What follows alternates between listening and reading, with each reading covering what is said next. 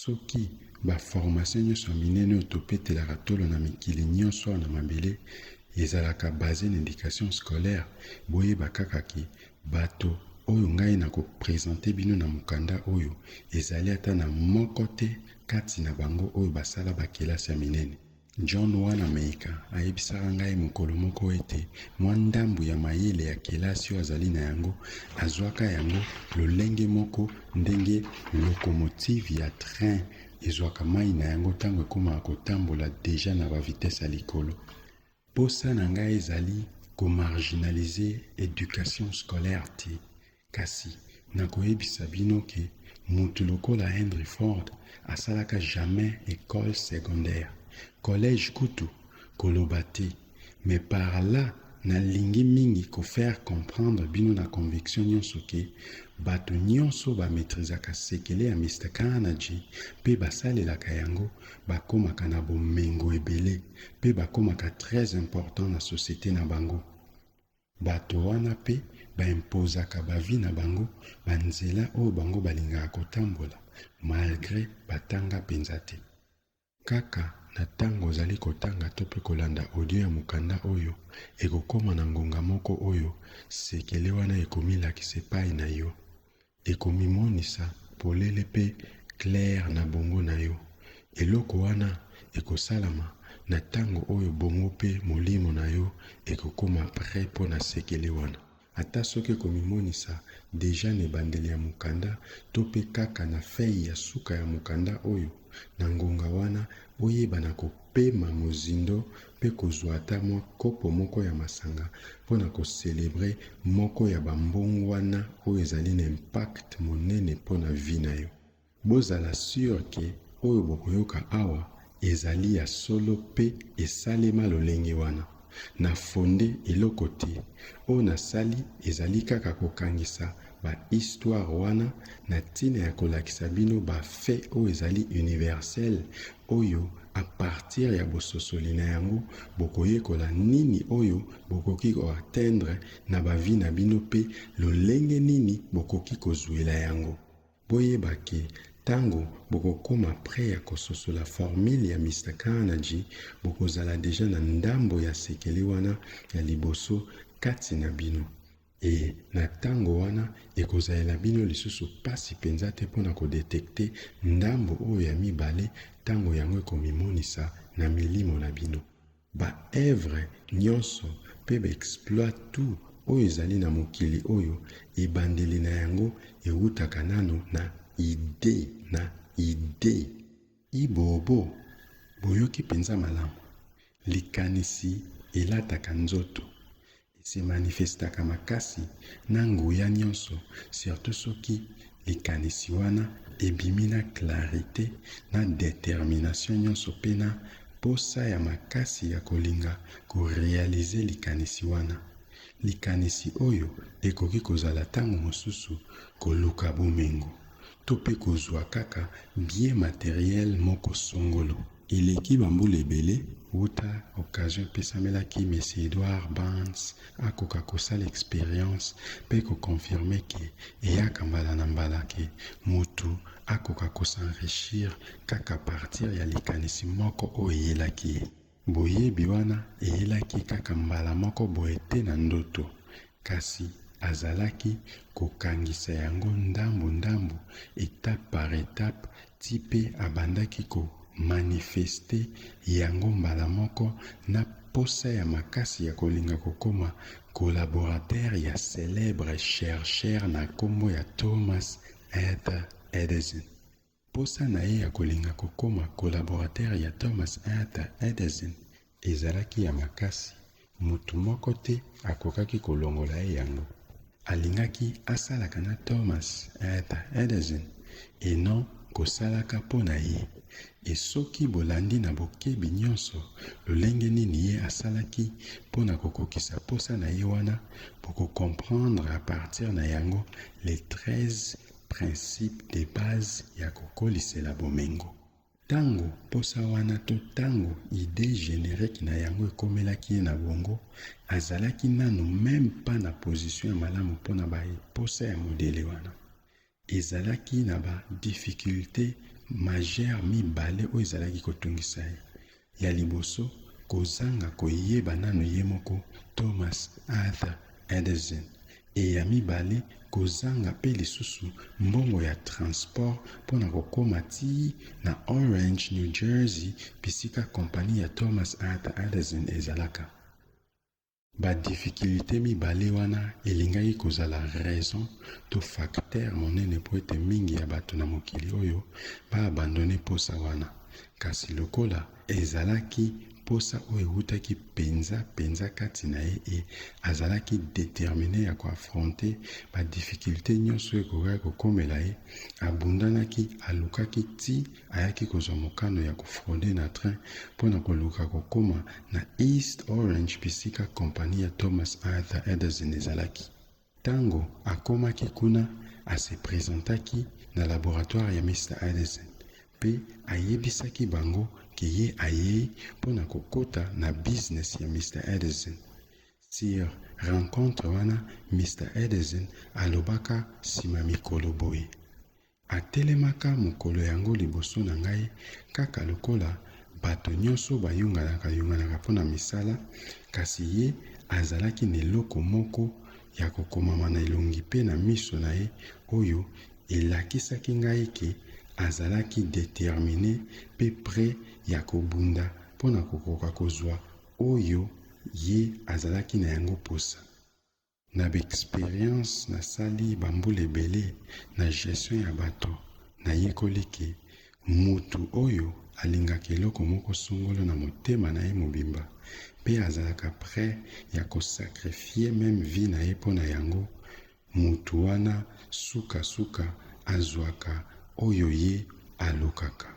Mr. Edison alobaka boye mpona bokutani na ye na Barnes: ngai napesaki ye mai azalaki kosenga ngai mpo nazalaki convaincu na détermination oyo ye azalaki kolakisa, oyo ezalaki mpenza ya moto oyo akoki jamais koabandone ti kino ye akozwa mai oyo azalaki koluka. E desizio na ngai wana ya kolinga kosala na ye emimonisaka mpe nsima ya mikolo ete ezalaki malamu. Nyonso oyo Eugene Barnes alobaka na Mr. Edison mokolo wana ezalaka na motuya mingi te koleka oyo azalaki nango na makanisi na ye. Mr. Edison akomprenaka eloko wana po ezalaki apparence ya Eugene Barnes ya mokolo wana te, po soki ezalaka apparence na ye ya mokolo wana nde bakokaki koboya ye, kasi ezalaka mingi nde ekaniseli na ye oyo impressionaka Mr. Edison. Soki mutu nyonso oyo atangi ti awa akokaki kokomprendre mozindo ya phrase oyo euti koleka, nde nyonso oyo ekolanda na mokanda oyo elingaki na yango kozala lisusu na importance moko te. Oyo ezalaki important mpona Mr. Edison na ngonga wana ezalaki kopesa ye moyen ya kolakisa mayele na ye na esika oyo partenaire na ye NSP akokaki komona mayele ya Barnes. Elekaki basanza mingi, kasi eserealizaki nano ya mingi te oyo ekokaki kobanda kokomisa Barnes penepene ya ndoto na ye. Barnes posa na ye ya kokoma partenaire ya Mr. Edison ekomaki kokola mikolo na mikolo. D'ailleurs, bapsychologue badécouvraki malamu ke eloko nyonso ekomaka kaka kose materialize soki mutu akomi penza prêt mpo na yango. E Barnes azalaki kaka prêt te mpona kokoma partenaire ya Mr. Edison, kasi azalaki prêt mpona komipesa ye mobimba ti kino ndoto na ye ekokoma ya solo. Akomaki komituna te mituna lokola yango nini yango nazosala to komilobela te, namoni kaka na abandone na ngai mosala yango nakoma na ngai kaka ta koteka biloko moko quelque part. Mais par contre amilobelaki ke nayaki awa mpona kokoma partenaire ya Mr. Edison, yango mpe kaka na kokoma ata soki ekokute ngai reste ya vi na ngai. Wana ezalaki oyo ye akangaka na motema na ye. Bato misusu bakoki koloba makambo misusu na oyo econcerne bango ntango bazalaka na bit moko bien déterminé oyo bakangaka na motema na bango mpe balandaka ti kino yango ekomaka obsession. Soki les jeunes bands ayebaka yango toyebi te, kasi mutu makasi na ye oyo esalaki ete akoka kobatela mokano na ye wana ebotaka kati na ye puissance moko oyo ezalaki likolo ya babarrière nyonso oyo emimonisaki liboso na ye. Tango chance to mpe occasion wana eyelaka ye azalaka surpris mpe ezalaka meme mpa na banzela oyo ye abandaka kokanisela yango ekokaki koyela. Chance ekomelaka ye lolenge moko oyo bachance esurprendaka biso na vie sans ke moto ayeba mokolo yango ekoya mpe ekomelaka ye na kobatama nyonso kaka ndenge bachance ekomelaka biso mingimingi. Ezali bafason troublante oyo chance esalelaka bandenge oyo yango eponaka mingimingi porte ya nsima to mpe fenêtre mpona kokomela biso. Ezali lolenge yango emilatisaka ntango mosusu elamba ya likama to bambala misusu emibatamisaka nsima ya eshek moko oyo ekoki kose précipité. Yango ezali ntango mosusu ntina oyo bato bakokaka korealize bachance na bango te ntango ekomelaka bango. Ezalaka ntango Mr. Edison akelaka enregistreur vocal moko ya kosalela na biro oyo elataka na ntango wana kombo na ye moko mpe ebengamaka nsima bambula na kombo ya Edison. Bands ye amimonaka capable ya koteka fone wana mpe kopanza yango na bato malgré elingamaka mingi te. Lolenge wana azwaka courage mpe akendaka kosenga Mr. Edison apesa ye responsabilité ya koteka mpe kodistribue produit wana. Bapesaki mpe chance wana ye na tour na ye asalaki nyonso mpe amemaki business wana na succès. Koteka na ye produit wana avec succès yango mpe moto yaki kosala ete Mr. Edison apesa ye contrat ya kokontinue koteka mpe kodistribue produit wana mbala oyo kaka na region na bango te kasi na USA mobimba. Ezalaka na slogan moko bato bazalaki kosalela na ntango wana oyo elobaka boye: Adifone ekelami na Mr. Edison kasi ekomeli biso na bokasi ya Bands.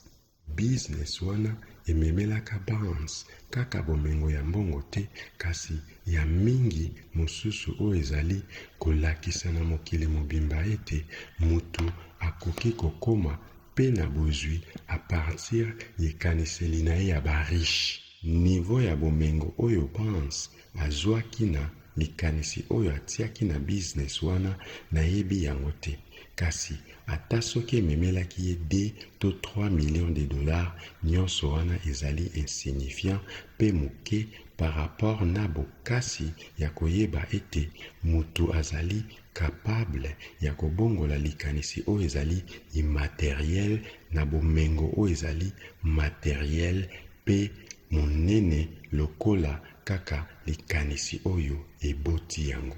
Bands amikomisaka wuta na makanisi na ye deja partenaire ya Mr. Edison sans ke ayeba ye ni kokutana na ye physiquement boye. Nyonso wana ezalaki na ntina ya kokolisa bozwi ye ensemble na Mr. Edison. Abandaki yango na eloko mosusu te a part bokasi ya koyeba eloko nini ye alingaki pena détermination ya kolinga kotingama kaka na posa wana tikino yango ekokomisama. Question: pona nini toeshuwaka mingi na maye oyo tokanaka kosala? Ezalaka mingi poto se décourageaka bolembo elataka biso na tango oyo mwa ba difficulté to ba complication eyaka na tango tozalaka en pleine vitesse ya maye tokanaki kosala. Nde découragement wana bolembo wana nde moto etindaka moto a abandonné to a échoué na oyo akanaki. Na époque oyo kopi ya kotimola wolo ezalaka korenye na Amérique noko ya mutu moko na nkombo ya R.U. Darby azwaka makanisi ya kokende kotimola wolo na mboka moko na nkombo ya Williamsburg. Kuna nde, après quelques semaines, befort oyo ye atiaka na mosala wana eyaka kobotela ye mbuma. Mbuma yango ezalaka kotrouve trace ya or oyo ye akomaki kotimolaka malembe mpe kolandaka.